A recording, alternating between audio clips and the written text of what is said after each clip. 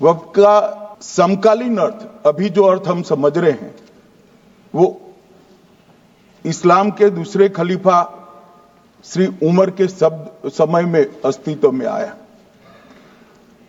एक प्रकार से इसकी आज की भाषा में व्याख्या करें तो वक्फ एक प्रकार का चैरिटेबल एंडोनमेंट है, और जहां एक व्यक्ति संपत्ति, भूमि या मूल्यवान संपत्ति धार्मिक या सामाजिक भलाई के लिए दान करता है बिना उसको वापस लेने के उद्देश्य से, वहां वक्फ की रचना करती। इसमें दान देता है, वो शब्द का बड़ा महत्व है। दान उस चीज का ही कर्ज किया जा सकता है जो हमारा है। सरकारी संपत्ति का दान मैं नहीं कर सकता, मान्यवर किसी और की संपत्ति का दान मैं नहीं कर सकता। दान उसी चीज का किया जाता है जो हमारा है। मान्यवर इसी विषय पर ये सारा जो बहस चल रहा है, चल रहा है। अब ध्यान से सुनिएगा मान्यवर, वक्फ परिषद और वक्फ बोर्ड ये 1995 से आए।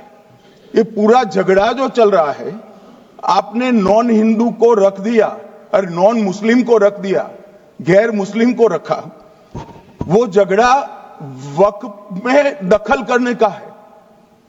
पहले तो वक्फ में कोई गैर इस्लामिक सदस्य आएगा ही नहीं, ये स्पष्टता समझ लीजिए। ना मुतवल्ली गैर इस्लामिक होगा, ना वाकिफ गैर इस्लामिक होगा। मान्यवर वहां कोई प्रोविजन नहीं है। जो धार्मिक संस्थाओं का संचालन करते हैं उसमें कोई गैर मुस्लिम व्यक्ति रखने का प्रावधान किया भी नहीं है, हम करना भी नहीं चाहते हैं मान्यवर। इसलिए जो बड़े बड़े भाषण करते हैं कि समानता का अधिकार चला गया, दो धर्मों के बीच में समानता नहीं रही, मुसलमानों के धार्मिक अधिकारों के बीच में दखल खड़ी हो जाएगी, कुछ नहीं होने वाला मान्यवर। इस दृष्टि से देखें तो 1995 तक वक्फ की काउंसिल और वक्फ बोर्ड था ही नहीं, वो तो 95 से आया। और मान्यवर ये जो भ्रम खड़ा किया जाता है कि ये एक मुस्लिम भाइयों के धार्मिक क्रियाकलापों के अंदर, उनके दान की हुई संपत्ति के अंदर दखल करने का है, ये बहुत बड़ी भ्रांति फैलाकर माइनॉरिटी को डराकर अपनी वोट बैंक खड़ी करने के लिए किया जा रहा है मान्यवर। कहां पर गैर मुस्लिम सदस्य रखे जाएंगे? परिषद में और वक्फ बोर्ड में। उसका काम क्या है? उनका काम धार्मिक क्रियाकलापों को कुछ चलाने का नहीं है। वो शुद्ध रूप से वक्फ का जो कानून, दान के लिए किसी ने दी हुई संपत्ति, उसका एडमिनिस्ट्रेशन अच्छे से चल रहा है, नहीं चल रहा है, कानून के हिसाब से चल रहा है, नहीं चल रहा है, या तो दान जिस चीज के लिए दिया गया, इस्लाम धर्म के लिए दिया गया, गरीबों के भोजन के लिए दिया गया, गरीबों के उद्धार के लिए, वो उद्देश्य के लिए इसका उपयोग हो रहा है, नहीं हो रहा है, इसका नियमन करने का काम है मान्यवर। अब बताओ कि सारे ट्रस्ट के चैरिटी कमिश्नर अलग अलग बन, देश तोड़ दोगे आप लोग, तोड़ दोगे।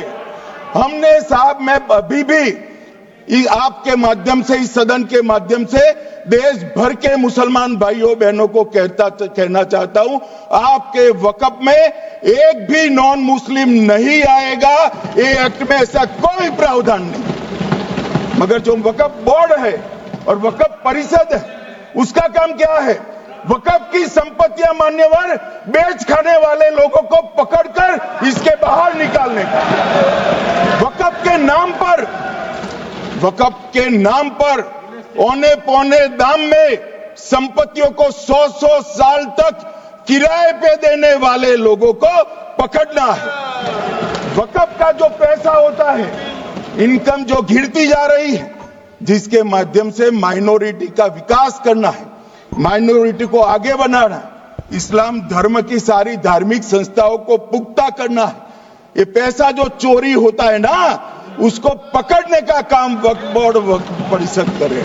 और मान्यवर, वो चाहते हैं कि इनके राज में जो मिलीभगत चली वो चलती रहे। ये नहीं चलेगी,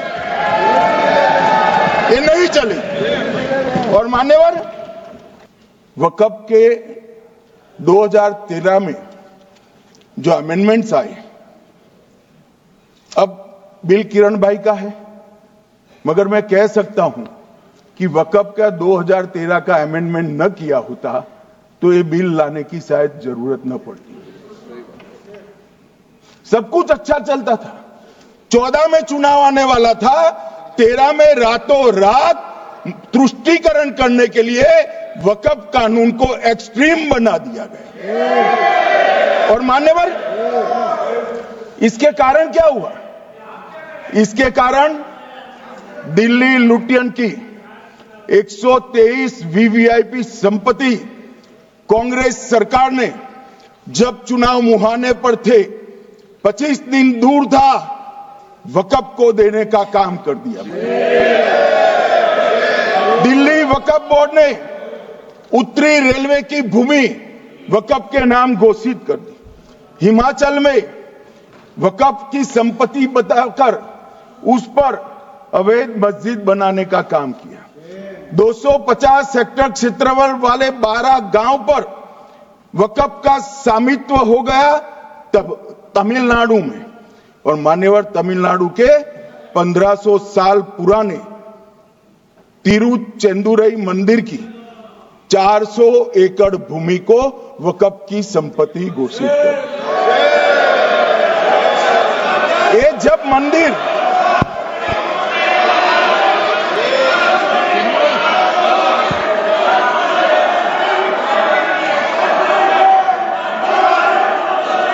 आपको मौका मिले जब अपनी बात कह देना, प्लीज बैठिए। मान्यवर, कर्नाटक की, आपको मौका मिले जब अपनी बात कह देना। आप भी बहुत मिसलीड करते हैं, बैठिए। गृह मंत्री जी। मान्यवर, कर्नाटक की मणिपट्टी समिति का रिपोर्ट में पढ़ रहा हूं, इसमें मेरा कुछ नहीं है, खड़े मत हो जाना। ये मणिपट्टी समिति का रिपोर्ट है। 29,000 एकड़ भूमि वक्फ की बिजनेस के उपयोग के लिए किराए पर दे दी। मान्यवर, 2001 से 12 के बीच 2 लाख करोड़ की वक्फ की संपत्ति निजी संस्थानों को हस्तांतरित कर दी 100 साल की लीज पर। मान्यवर, बेंगलुरु में उच्च न्यायालय में बीच में पढ़ना पड़ा, 602 एकड़ भूमि को जब्त करने से रोकना पड़ा। विजयपुर कर्नाटक के होनवाड़ गांव की 1500 एकड़ भूमि पर दावा कर उसको विवाद में डाला और 500 करोड़ की संपत्ति जिस भूमि का मूल्य है वहां 5 स्टार होटल को महीने 12,000 रुपए के किराए से दे दी।